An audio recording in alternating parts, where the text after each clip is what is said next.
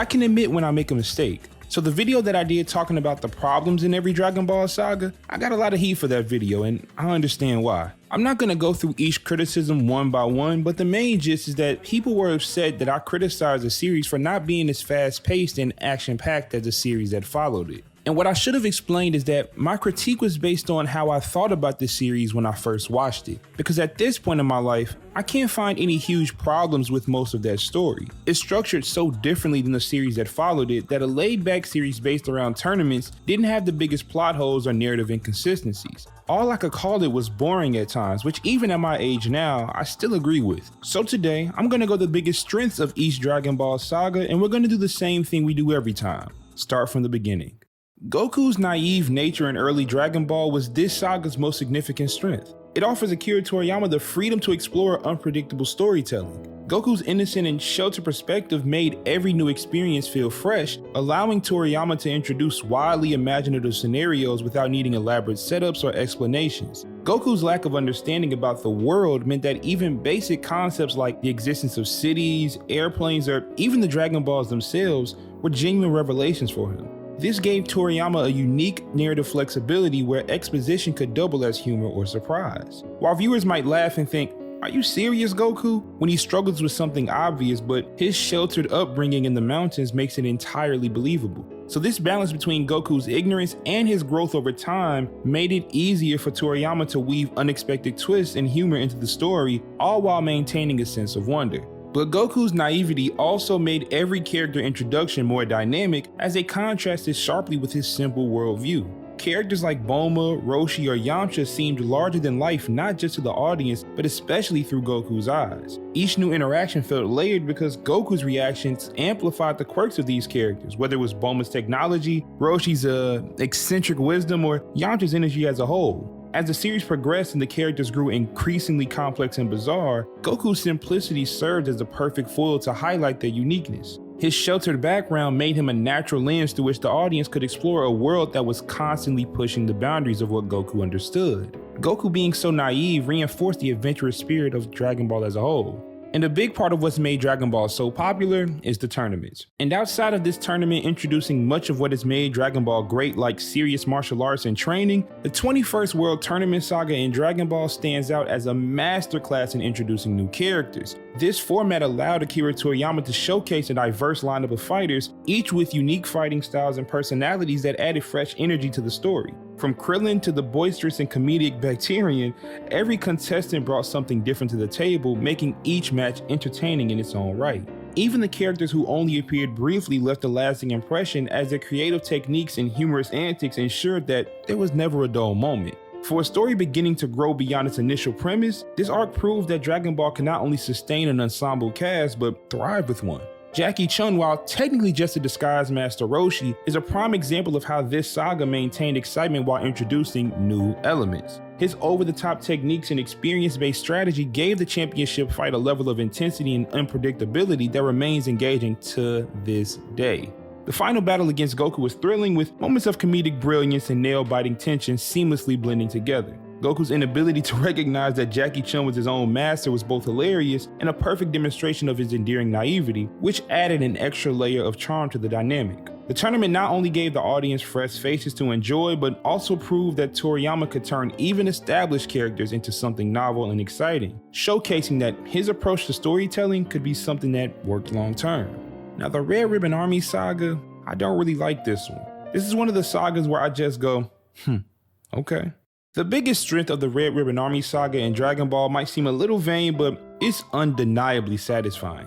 Goku gets to unleash his full strength against opponents who don't stand a chance. While tension and stakes are essential for good storytelling in most Dragon Ball sagas, there's a unique joy in watching a character like Goku, who's trained hard and proven himself against powerful foes, absolutely dominate in a way that feels earned. The Red Ribbon Army serves as the perfect punching bag for Goku's abilities, showcasing just how far his skills have come without needing to introduce another life or death rival. There's a catharsis in seeing Goku tear through entire groups of soldiers, tanks, and even mechanical monstrosities with ease, delivering an unrelenting display of power that's just plain fun to watch. And that's what the Red Ribbon Army saga ultimately embodies: fun. Sure, the saga has its moments of tension and danger, but Dragon Ball has always thrived on balancing intense battles with pure, unadulterated enjoyment, and this arc is no different. Watching Goku storm through entire armies feels like a reward not just for his character, but for the audience as well. It's a chance to revel in the sheer spectacle of Goku being Goku, naive, determined, and overwhelmingly powerful in the most entertaining way possible. I'll get right to the point on this one. The ever-growing tension was undeniably the biggest strength of the 22nd World Tournament saga. Unlike the 21st, which was lighthearted and filled with quirky fights, this saga introduced characters with genuine malice and ill intentions, immediately raising the stakes. Tien and Chaozu of the Crane School weren't just competitors, but they were also rivals with a philosophical opposition to the Turtle School's values. The contrast between Master Roshi and Shin highlighted the differences in their teachings, giving the audience a deeper understanding of what it meant to be a martial artist in the Dragon Ball world. As each round of the tournament unfolded, the tension ramped up, keeping the audience on edge about who would come out victorious. But this tension wasn't just external, it also brought out one of Goku's strongest traits, his ability to inspire change in others. Despite the Crane School's malicious intent, Goku's unwavering morality and determination eventually led Tien and Chaozu to reconsider their approach to fighting. And by the time the climactic battle between Goku and Tien concluded, hilariously and unexpectedly no less, Tien and Chaozu were no longer enemies but friends. This shift felt earned, showing that even amidst the most intense rivalry, Goku's influence could foster mutual respect. However, just as the tournament ended on a high note, the sudden and shocking death of Krillin flipped the tone entirely. The tension, which had simmered through the tournament, erupted into something far more urgent and personal as Goku in a fit of rage set off to find the killer. This moment marked a turning point, transitioning the series into a darker and more dangerous narrative. The introduction of Demon King Piccolo took that tension and elevated it even further. Unlike the structured environment of a tournament where rules limited the risks, Demon King Piccolo was a direct threat to Goku's life and the safety of his friends. He wasn't just another opponent, he was deeply rooted in the history of the Dragon Ball world, but more importantly, his arrival represented a fundamental shift in Dragon Ball's storytelling. From this point on, nearly every major antagonist would be actively looking to end Goku's life, moving the series away from lighthearted competition and into a realm of life or death struggles. This seamless transition was key to maintaining my investment as the story took a drastic shift in direction. The tension that began in the tournament created the perfect foundation for the stakes to grow, allowing for impactful moments like Goku's eventual growth into a young adult.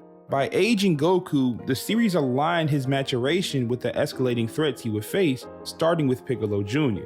The 22nd World Tournament not only showcased how tension can keep a story engaging, but also demonstrated how it can pave the way for necessary evolution in both character and narrative.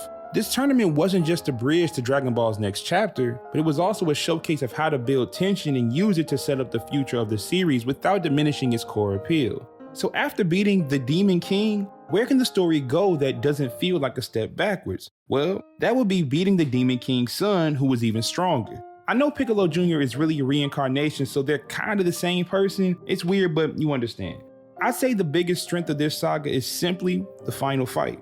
I'll be honest, the entire tournament wasn't as exciting as the first two in Dragon Ball. The only matchups I go back to watch all include Goku, and that's not the case for the 21st and 22nd World Tournaments. But the reason I say that the final fight is the biggest strength of this saga is not just because of its great animation, or beautiful fight choreography, or even a climactic ending. I believe the final fight is the biggest strength of this saga because it offers a seamless transition into Dragon Ball Z. The fight between Goku and Piccolo made it abundantly clear to everyone that Goku was now in a league of his own. You add that to him finally winning the world tournament, getting married to Chi-Chi and his adult body, well now you have a character that needs to be in very different situations. The type of sagas that defined early Dragon Ball would no longer fit a man with Goku's strength. This final fight was the symbolic closing of Goku's time as a human, because we all know what happens next. I hope you enjoyed this video, and if this is your first time on the channel, please hit that like button and subscribe for more videos like this. But with that being said, this is BigTune, and thanks for watching. Y'all have a good one.